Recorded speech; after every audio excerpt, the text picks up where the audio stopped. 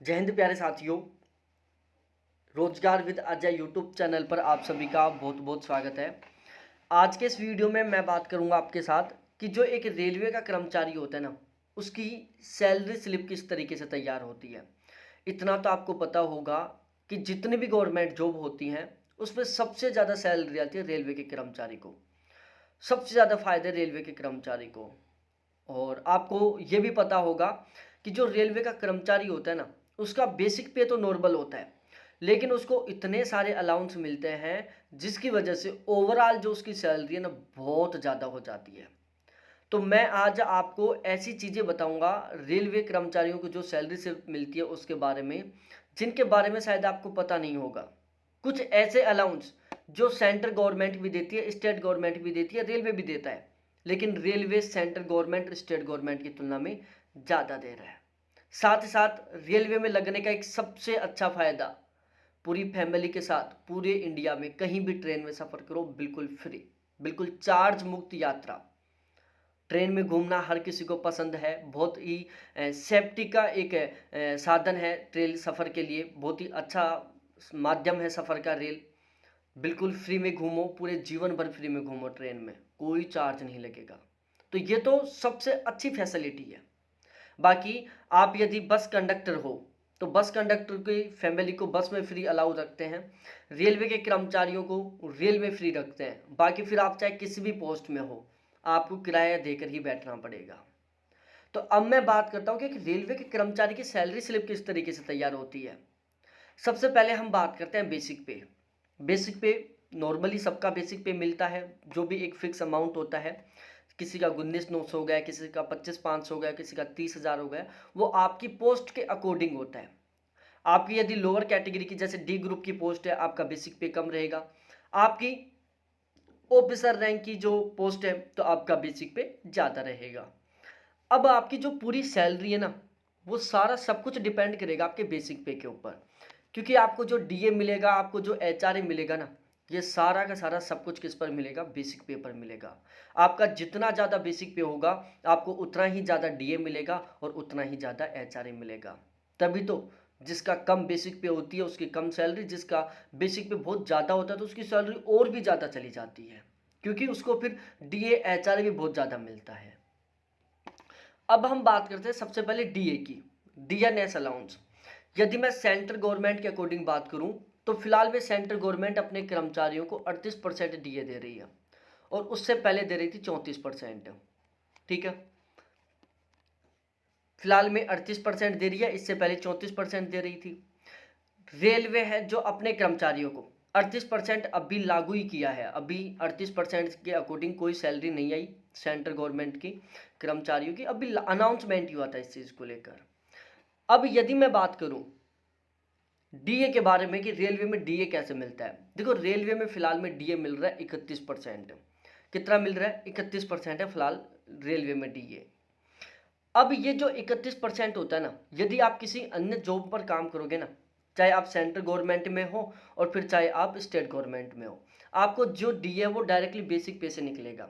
जैसे suppose date आपका basic पे 10,000 है, 31% कितना हो गया, 3100 रुपये हो गया, जायज़ सी बात है। लेकिन रेलवे में डी और एचआरए को काउंट करने का एक अलग ही तरीका है। आपका जितना बेसिक पे है सबसे पहले इसका 130% निकाला जाएगा। ठीक है ना, आप रेलवे में चाहे किसी भी पोस्ट पर लगो, आपका डी और एचआरए 30% एक्स्ट्रा बेसिक पे पर मिलता है। मतलब आपका जो बेसिक पे है उसका आप 130% निकालो और फिर उसके ऊपर आपका एचआरए और उसके ऊपर आपका डीए काउंट होगा। तो इसलिए रेलवे कर्मचारी की सैलरी समान बेसिक पे पर भी बहुत ज़्यादा जुड़ जाती है। क्योंकि आप किसी भी अदर पोस्ट पर लग जाओ रेलवे के अलावा, आपका जो डीए एचआरए है ना, वो जितना आपका बेसिक पे है उसी के ऊपर कैलकुलेट किया जाएगा। लेकिन रेलवे में आपका डीए एचआरए है आपके बेसिक पे के 130% पर कैलकुलेट किया जाता है। तो 10,000 का यदि मैं 130% निकालता हूँ तो निकल कर आता है 13,000 रुपये। और 13,000 का यदि मैं 31% निकालता हूँ तो वो निकल कर आता है 4,030 रुपये। एचआरए सेंट्रल गवर्नमेंट की जॉब होती है railway. Central government rule regulation के अकॉर्डिंग एचआरए को 3 कैटेगरी में डिवाइड कर रखा है। भारत में एचआरए के मामले में पूरे सिटियों को, पूरे भारत को 3 कैटेगरी में डिवाइड कर रखा है। यदि आपकी पोस्टिंग बिल्कुल गांव में होती है आपको 9% एचआरए मिलेगा। आपकी सिटी पोस्टिंग किसी मेट्रो सिटी में होती है जैसे दिल्ली में, मुंबई में, कोलकाता में, चेन्नई में, तो आपको 27% एचआरए मिलेगा। और यदि फिर बाकी की बड़ी सिटी में आपकी ड्यूटी रहती है तो आपको 18% एचआरए मिलेगा। और ध्यान रखना, ये एचआरए भी आपके 130% बेसिक पे पर काउंट किया जाएगा। आप रेलवे के अलावा किसी भी नौकरी में लग जाओ, आपका एचआरए ना आपके बेसिक पे से कैलकुलेट किया जाएगा, लेकिन रेलवे में आपका जो बेसिक एचआरए है ना वो बेसिक पे के 130% पर कैलकुलेट किया जाता है। तो बेसिक पे का 130% कितना हो गया? 13,000। अब 13,000 के ऊपर आपका क्या होगा? एचआरए काउंट होगा। 9% के अकॉर्डिंग 1170 रुपये, 18% के अकॉर्डिंग, क्योंकि आपका यहाँ पर एचआरए डीए के मामले में बेसिक पे कितना हो रहा है? 13,000 हो रहा है, 2340 रुपये। और 27% के अकॉर्डिंग 5110 रुपये होता है। तो ये एक सबसे स्पेशल बात है मेरे प्यारे साथियों, ध्यान रखना। यदि आप रेलवे की किसी भी पोस्ट पर लगते हैं तो आपका जो डीए है और आपका जो एचआरए है ना वो आपके बेसिक पे के 130% पर कैलकुलेट किया जाएगा। ठीक है ना, आपका जो बेसिक पे है उसके 30% से आपका डीए निकलेगा और आपके बेसिक पे के 30% से आपका 130% से ही आपका एचआरए निकलेगा। ठीक है ना, तो ये एक बहुत ही महत्वपूर्ण बात है यहाँ पर। उसके बाद में हम बात करें टीए, ट्रांसपोर्ट अलाउंस। ये डिपेंड करता है आपकी पोस्ट के ऊपर कि आप कौन सी पोस्ट पर हो, आपका लेवल, पे लेवल क्या है और आपका बेसिक पे क्या है। इसके लिए रेलवे ने एक स्पेशली क्या बना रखा है, अपना चार्ट बना रखा है जिसमें उसने अनाउंस कर रखा है कि भाई इतने बेसिक पे वालों को इतना ट्रांसपोर्ट अलाउंस मिलेगा, इतने बेसिक पे वालों को इतना ट्रांसपोर्ट अलाउंस मिलेगा। तो ये जो ट्रांसपोर्ट अलाउंस है वो आपको अपने बेसिक पे के अकॉर्डिंग मिलेगा। अब उसके बाद मिलता है आपको नाइट ड्यूटी अलाउंस। ठीक है ना, आप पुलिस में लग जाओ, पूरी रात ड्यूटी कर लो, आपको कोई नाइट ड्यूटी अलाउंस नहीं मिलेगा, आपकी जितनी सैलरी है उतनी मिलेगी। आप डॉक्टर बन जाओ, आप नाइट में ड्यूटी करो, आपको कोई एक्स्ट्रा सैलरी नहीं मिलेगी, जबकि आपको नाइट में ज़्यादा और काम करना पड़ेगा। लेकिन रेलवे में यदि आप नाइट में काम करते हो तो आपको नाइट ड्यूटी अलाउंस मिलेगा और ये कम से कम मिलेगा 143 रुपये पर नाइट। ठीक है ना, पर नाइट कम से कम 143 रुपये मिलेगा। बाद में जैसे जैसे आपका बेसिक पे बढ़ता जाएगा वैसे वैसे ये अमाउंट भी बढ़ता जाएगा, ध्यान रखना। आप यदि रेलवे में ग्रुप डी की पोस्ट पर हो और यदि आप नाइट में ड्यूटी करते हो तो पर डे आपको कितना मिलेगा? 143 रुपये एक्स्ट्रा मिलेगा। एक्स्ट्रा वर्क अलाउंस, रेलवे में फिक्स 6 घंटे की ड्यूटी होती है।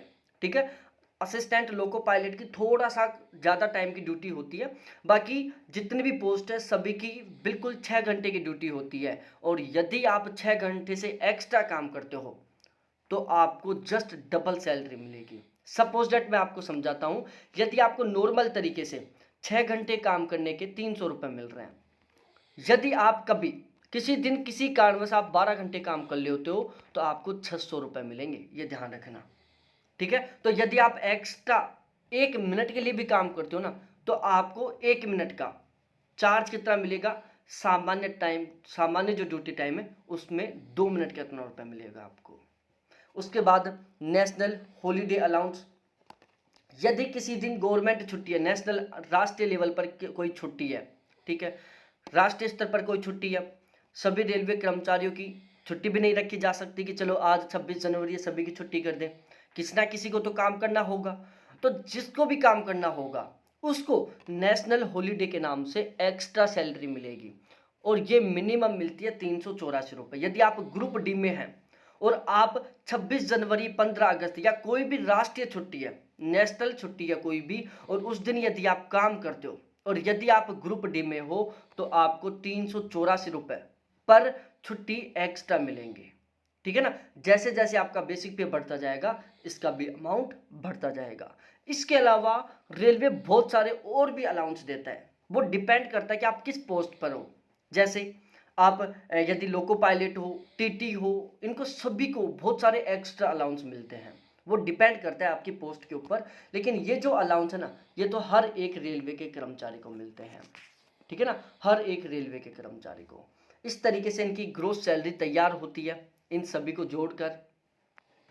बेसिक पे, HRA, DA, TA, night duty allowance, extra work allowance, national holiday allowance, other allowance, जितने भी अलाउंस मिलेंगे इन सभी को मिलाकर आपकी ग्रॉस सैलरी तैयार होती है। अब सैलरी में कुछ कटौतियां होती हैं, जैसे सबसे पहले आपका NPS कटेगा, नेशनल पेंशन स्कीम के तहत। ये रुपए आपको जस्ट डबल होकर वापस मिल जाएगा, ठीक है। तो आपका जितना बेसिक पे और आपका जितना DA है, बेसिक पे और DA दोनों का 10% आपका NPS कटता है। और देखो NPS क्यों कटता है, जिस दिन आप ज्वाइनिंग लोगे ना रेलवे में या किसी भी पोस्ट पर, जिस दिन आप ज्वाइनिंग लोगे उस दिन गवर्नमेंट के द्वारा आपका एक NPS अकाउंट खोला जाएगा, ठीक है। और मंथली आपका जो बेसिक पे और आपका जो DA उसका 10% इस अकाउंट में ट्रांसफर कर दिया जाएगा। और जितना आपका NPS कटेगा जस्ट उतना ही अमाउंट गवर्नमेंट अपनी तरफ से आपके उस NPS अकाउंट में ट्रांसफर करेगी। और जब आप रिटायरमेंट लेके आओगे विद इंटरेस्ट आपको ये सारा का सारा अमाउंट एक साथ मिल जाएगा। बीच में जरूरत पड़े तो आप बीच में भी इसको निकलवा सकते हो। तो NPS भाई आपका कितना कट रहा है 10%, और NPS अकाउंट में टोटल कितना जुड़ रहा है 20%, क्योंकि 10% गवर्नमेंट अपनी तरफ से भी मिला रही है। तो 10% आपका कटा, 10% आपको फोकट का गवर्नमेंट के द्वारा मिल गया। तो आपके NPS में टोटल कितना अमाउंट जमा हो रहा है 20%। और इस NPS की वजह से ही हर एक सरकारी कर्मचारी को 110% सैलरी मिलती है, क्योंकि NPS में 10% एक्स्ट्रा दे दिया गवर्नमेंट। उसके अलावा प्रोफेशन टैक्स, ये डिपेंड करता है कि आप किस स्टेट में हो। हर स्टेट गवर्नमेंट अपना टैक्स काटती है, मोस्टली ये 200 रुपये के अराउंड कटता है। रेलवे एम्प्लॉय इंश्योरेंस अमाउंट 30 रुपये का हर एक कर्मचारी के इंश्योरेंस के नाम का काटती है हर महीने के महीने। यदि किसी कारणवश आपकी डेथ हो जाती है तो आपकी फैमिली को जैसे LIC में अमाउंट मिलता है ना, वैसे आपको अमाउंट मिलेगा। इसके लिए 30 रुपये मंथली काट के कम से कम। बाकी जैसे जैसे आपका बेसिक पे बढ़ता जाएगा वैसे वैसे ये भी बढ़ता जाएगा। इसके अलावा इनकम टैक्स करता है। इनकम टैक्स कितना कटेगा ये डिपेंड करता है आपकी ग्रोस सैलरी पर। यदि वो ज़्यादा बनेगी तो ज़्यादा इनकम टैक्स कटेगा, कम बनेगी तो कम इनकम टैक्स कटेगा। तो इस तरीके से टोटल कटौतियां होती हैं। और इन कटौतियों में मेरे प्यारे साथियों ये जो NPS है ना, ये जस्ट डबल होकर आपको वापस मिलता है। ये वाला, ये वाला और ये वाला, ये आपको कभी वापस नहीं मिलेंगे। लेकिन ये जो 30 रुपये कट रहे हैं ना, इससे आपको बहुत बड़े फायदे होंगे। आप बीमार हो जाते हो, आपकी फैमिली में कोई बीमार हो जाता है, आपका बिल्कुल फ्री इलाज होगा इस 30 रुपये में ही। तो इस तरीके से टोटल डिडक्शन होता है। और ओवरऑल ये हो गई आपकी नेट सैलरी तैयार। नेट सैलरी कैसे तैयार होगी, आपकी ग्रोस सैलरी में से आपकी कटौतियों को काउंट कर दिया जाएगा और फिर जितना अमाउंट बचेगा वो आपके महीने के हर महीने के महीने आपके अकाउंट में ट्रांसफर कर दिया जाएगा।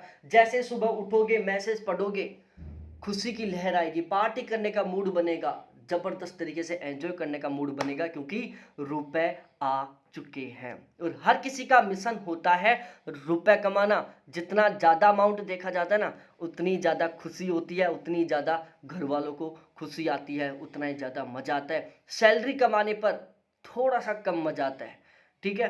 तो यदि आपको मोटिवेशन मिला हो, आपको अच्छा लगा हो, तो प्लीज़ एक बार वीडियो को ज़रूर अपने दोस्तों के साथ शेयर करो, वीडियो को लाइक करो और अपने सभी दोस्तों के साथ प्लीज़ ज़रूर शेयर करो। और हाँ, चैनल को ज़रूर सब्सक्राइब करो।